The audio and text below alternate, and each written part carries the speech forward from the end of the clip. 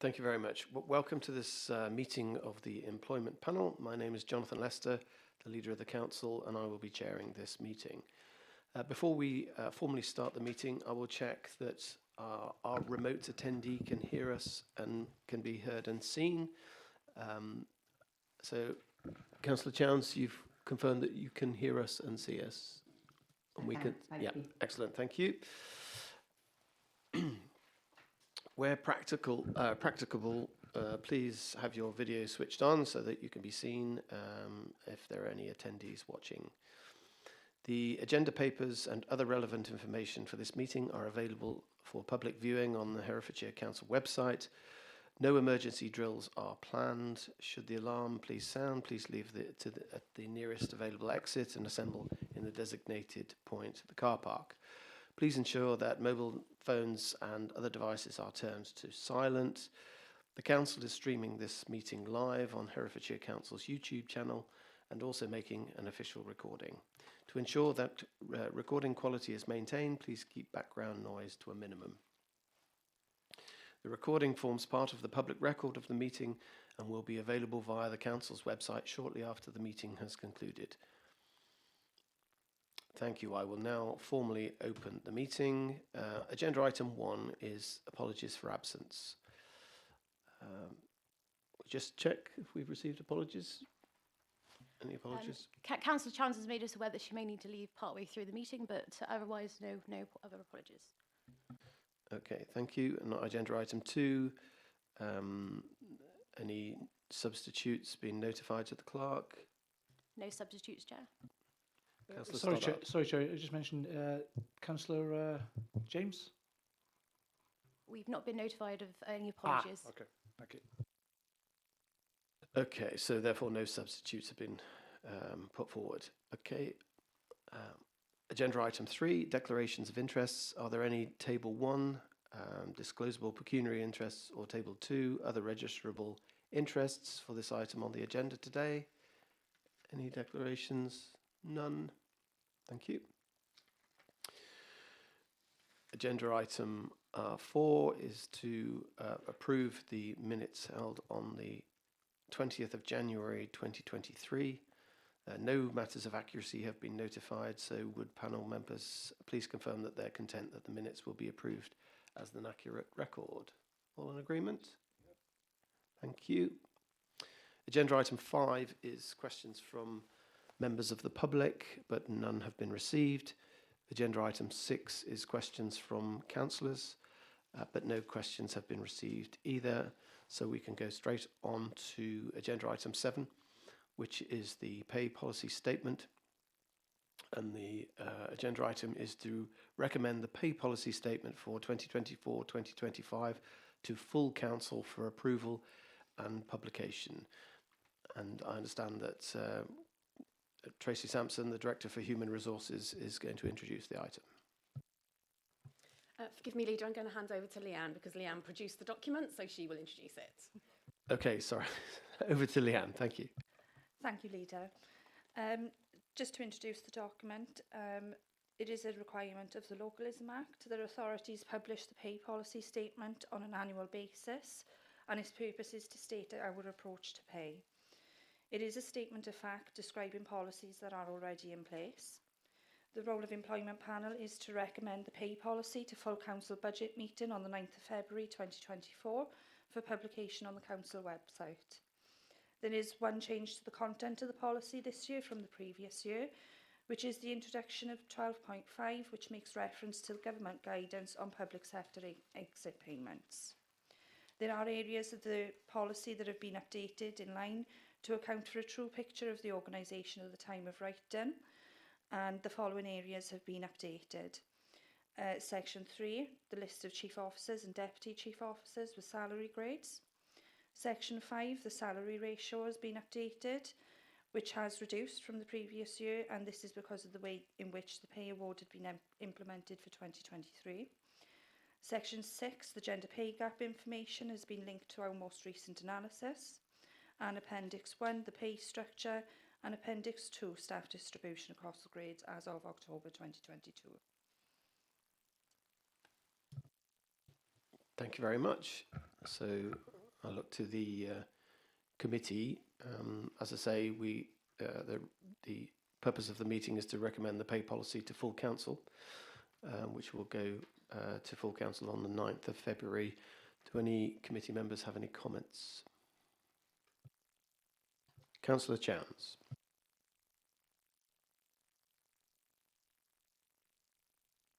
Thank you, Chair. Thank you, Leanne and Tracy, for the report. Just three things that I wanted to sort of pick up on or ask questions about. Actually, four, I think. Paragraph 3.2, in the list of senior posts, you stated that roles that have an interim worker aren't included, and and also roles that don't have somebody in post aren't included. And I just wonder whether it would actually be helpful to include all roles so that we have a full picture of all of the senior staff that we've got. I wonder what the justification is for excluding those. So that's my first question or comment. Paragraph 4.2 refers to our adoption voluntarily of the real living wage. I'm very pleased about that. It's something that I campaigned about for several years within this committee. I'm just a little bit wondering about the language there, which seems to indicate that there is some sort of withdrawing that. And I'd like to ask you, Councillor Lester, whether you are personally committed to continuing to pay the real living wage to colleagues at the bottom of the pay structure. And then section 6 on the gender pay gap. I note that we have made no progress at all as a council in reducing this over the last year. Our median hourly pay gap is 13.9% this year, same as it was last year. And I wonder what action is being taken to address that. It's notable from the report, paragraph 6.4, that neighbouring councils are doing much better than us in reducing the gender pay gap. And I wonder, Leanne and Tracy, if you could say something about the measures that are being taken to reduce the gender pay gap and what further measures will be taken, since clearly more effort is needed on that. And then finally, just an observation, it's earlier in the report, sorry, I haven't got the paragraph number just to hand, but where there's a comparison between the pay ratio, I've noted that it's gone down, pay inequality in Herefordshire has gone down very slightly because of a technicality, essentially. But in some other authorities, most notably Oxfordshire, their pay ratio is reduced from 10.4, I think, down to 6.5, which is extraordinary within a year and admirable in terms of increasing equality between the highest and lowest paid. What can we learn from Oxfordshire in terms of increasing equality and ensuring that our lowest paid workers are paid more in Herefordshire? Thanks. Okay, so the three general points that were raised there, questions that were raised there, and the second one, if you would like to address that, but there was a specific question put to me, so I'll deal with that after we've addressed these matters. Okay, thank you, Leader. So thank you for your questions, Councillor Chowns. If I start off, and then Leanne might interrupt me. But yeah, of course, we can. So the first one was, can we include vacant posts and interim posts? I think there was a time when we had quite a number of interim posts that became quite confusing, but we have so few now. I think that's not a difficulty at all. So we can include vacant posts and interim posts in that chart, not a problem. Apologies, I've been asked to move the mic closer. I'll let the leader take the question about the real living wage, but I too saw the wording, and I think we might be able to improve the wording. I think what we were trying to get across is that the council has undertaken to pay the real living wage on a discretionary basis, and we are paying it, but I'll go over to the leader on that one. In terms of your final point was about ratios of pay between the chief executive and the lowest members of staff. Now for us, I haven't missed out your question in between, Councillor Chowns. I'll come to that one, the gender pay gap at the end. Don't worry, I haven't missed it. I was just going to take the shorter ones first. So the question about the ratio, I don't know what's happening in Oxfordshire, but for us, this isn't within our gift, because the rates at which our pay increases for these posts is determined nationally, which means that the ratio is going to move in line with those pay awards. So I don't know what's happened in Oxfordshire. I can't comment on that. But for us, whilst we can almost celebrate that our ratio is increased, I don't think we decreased, apologies. I don't think we can take the credit for it. And then your final question was about the gender pay gap. Now we have, I noted what you noted, which is, I mean, statistically we've increased by a teeny fraction, which gets removed when we go down to 2 decimals. So our movement is almost unnoticeable. And I have noticed the same, which is when you look at a lot of local authorities, they seem to have made quite a dramatic reduction in their gender pay gap. We do now have a draft gender pay gap action plan, which we didn't have last year. And I also noted, I looked at the notes of this meeting from last year, and there was a request for that action plan to come back to this meeting. Now, we've consulted with Democratic Services colleagues, and unfortunately it isn't within the terms of reference of this group to look at a gender pay gap, but it could be a future topic for scrutiny perhaps. And Scrutiny Management Board might want to work that into their work programme, which would be a good place to have a bit of a deep dive into it. And then perhaps we can take you through the gender pay gap action plan that we've got in place. Okay. Thank you. I'm really surprised to hear that our committee's role is to approve a report that observes how terrible our gender pay gap is, but our committee's role is not to look at what we're going to do about that. So I don't know if we could, it might simplify things to actually amend the terms of reference of this committee so that we can look at the gender pay gap, because it's clearly an employment matter. Anyway, I'll leave it at that. Perhaps that could be looked at, Chair. And lastly, it would be a matter for full council, but it's not my intention to, as leader of the council, to stop support for the real living wage. Councillor Matthews. Wrong one. Just to clarify one issue which Ellie raised about the interim posts being lower, can Tracy tell us how much they've been reduced since 12 months ago, Tracy? Thank you, Councillor. Off the top of my head, I couldn't tell you the number we've got now compared with last year, but I'll happily produce a comparison and send that round when we've got a revised version of this document. But off the top of my head, it's considerably reduced. Good, thank you.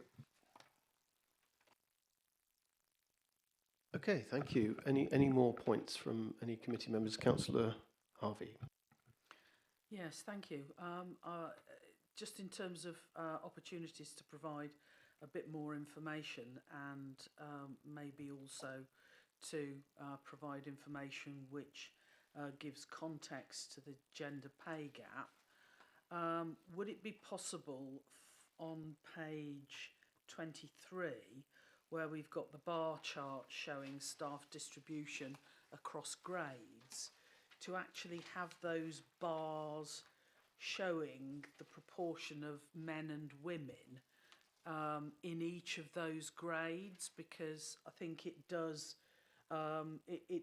show a remarkable difference, and that many more of our female employees are in the lower pay grades, and that contributes significantly to the gender pay gap. This isn't a pay gap associated with people being paid different amounts of money for doing the same work. It's just looking at where women's general salaries are compared to men, and I think that graph might be informative in the context of the pay gap.